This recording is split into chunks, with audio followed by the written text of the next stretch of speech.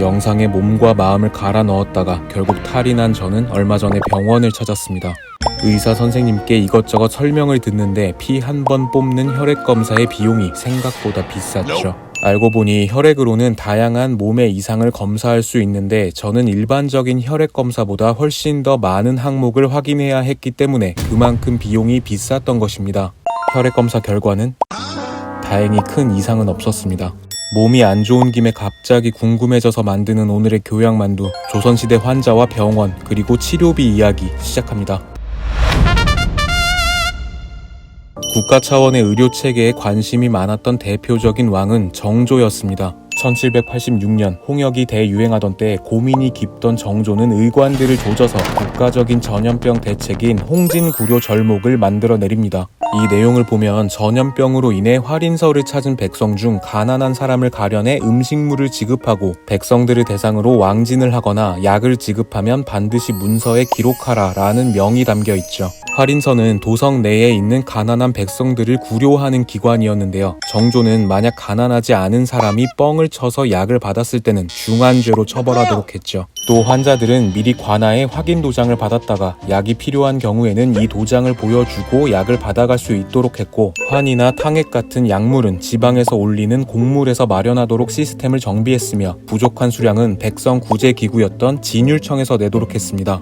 국가 차원의 재난에 대비할 수 있는 제도가 거의 없었던 당시 정조라는 임금은 조선의 구료 시스템을 무척이나 체계적으로 만든 왕이었던 것입니다. 그러나 당시 의료관청에서 수용할 수 있는 환자는 매우 제한적이었기 때문에 이런 활인서의 혜택이 모든 백성에게 돌아가지는 못했습니다. 우선 이 활인서를 이용하기 위해서는 공명첩이라는 문서를 3냥 주고 구매해야 했습니다. 공명첩이란 실제 관직은 주지 않지만 명목상으로 내리는 벼슬 임명장 같은 것이죠. 때문에 조선의 백성들은 대부분 병이 생기면 민간 의원을 찾았습니다. 민간 의원들, 이들은 어떤 사람들이었을까요? 민간 의원들은 주로 기존 의원의 제자가 되어서 의술을 배우면서 배출됐습니다. 때문에 대대로 의원을 하던 사람의 자식이 어렸을 때부터 아버지를 보고 익히면서 그대로 의원이 되는 경우가 많았죠. 조선 후기에는 당파 싸움에서 밀린 몰락한 양반가에서 의원이 종종 나오기도 합니다. 과거 시험을 볼 수 없거나 고위직에 갈 수 없는 양반들이 빈곤에서 벗어나기 위해 호구지책으로 의사가 되는 경우가 많았죠. 당시 의사는 유학자보다는 못하지만 그래도 생명을 살리는 일이라는 점에서 몰락한 양반들이 체면 치레를 할 수 있는 직업이기도 했습니다.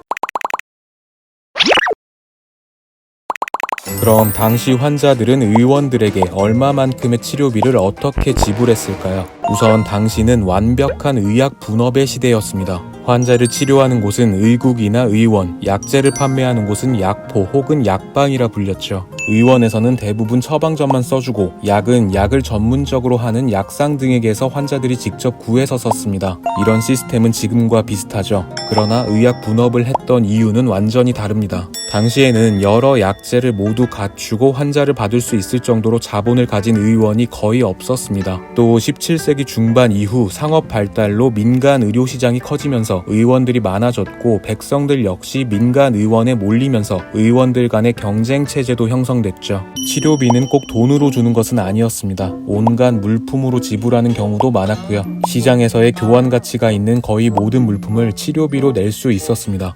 심지어 이 비용을 내는 시점도 환자가 완쾌하고 여유가 생기면 지불하는 완전 후불이 가능하던 시대였죠.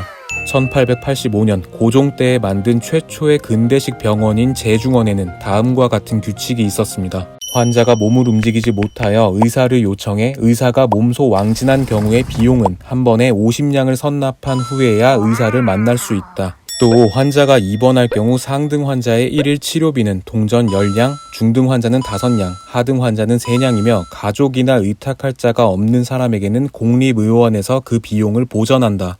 19세기 말의 문헌들을 보면 당시 서울의 장터에서 팔던 국밥의 가격은 5전이었다고 합니다. 한 양이 10전이니까 상등 환자의 경우 1일 치료비가 국밥 20그릇 정도에 해당하는 상당한 가격이었다는 것이죠. 이렇게 조선시대 내내 전 국민을 대상으로 하는 복지 형태의 공적 의료는 사실상 없었습니다. 그러나 조선은 철저한 유교의 나라, 역병이 돌거나 하는 상황이 생겼을 때는 위민사상에 입각해 관아에서 의원이나 약재를 활용해 적극적으로 대처를 하는 경향은 이어졌는데요. 다만 이 역시 복지의 차원보다는 세수원과 국가의 보존을 위한 측면이 컸다고 하죠. 현재 우리 대한민국의 의료 시스템은 여러분도 아시다시피 세계적으로도 몇 없는 성공 케이스로 꼽히고 있습니다. 이렇게 모범 사례가 된 데에는 의료진들의 헌신과 건강보험에 대해서 이해가 높은 국민들의 의식이 큰 몫을 했죠. 그리고 이 바탕에는 건강보험심사평가원, 줄여서 심평원이라고 불리는 기관의 역할도 컸는데요. 심평원은 국민들과 의료진 사이의 중재자 역할을 하는 기관이라고 볼 수 있습니다. 우리는 병원에서 진료를 받고 치료비를 내죠. 이때 우리는 어느 정도의 비용만 부담하고 나머지는 건강보험료로 충당됩니다. 이럴 수 있는 이유는 병원에서 환자에게 제공한 의료 서비스의 적정 가격에서 일정 금액을 제외한 나머지 금액을 건강보험에서 지급하기 때문이죠. 심평원은 그 중간에서 건강보험의 지급 금액이 적절한지를 심사하고 조정해서 국민들의 의료 비용 부담은 덜고 안전한 의료 이용을 하도록 돕고 있습니다. 의료는 생명을 다루는 분야이다 보니 우리가 지불하는 의료비의 상세 내역 역시 일반적인 영수증의 내역과는 조금 다르죠. 병원비 영수증을 볼까요? 급여라는 항목이 있고 비급여라는 항목이 보입니다. 급여라는 것은 건강보험에 포함된 행위, 약제, 치료재료 등을 말합니다. 건강보험에서 치료비 지원을 하는 대상이기 때문에 정해진 일부 금액만 환자가 부담하면 됩니다. 반면 비급여는 건강보험에서 치료비 지원을 하지 않는 경우를 말하죠. 때문에 비급여 치료 행위나 약제에 대한 비용은 병원에서 정하고 환자 본인이 전액 부담해야 합니다. 그런데 환자 본인이 모두 지불하는 금액이 비급여인데 급여 항목에 있는 이 전액 본인 부담은 뭐냐? 건강보험이 모든 치료비를 지원해주지는 않지만 특정 치료에 대해서는 정부에서 얼마 이상 진료비를 받을 수 없게끔 고시해 놓았습니다. 즉 환자가 부담하긴 하지만 정부에서 정한 가격 이상으로 받을 수 없는 금액이 바로 전액 본인 부담이죠.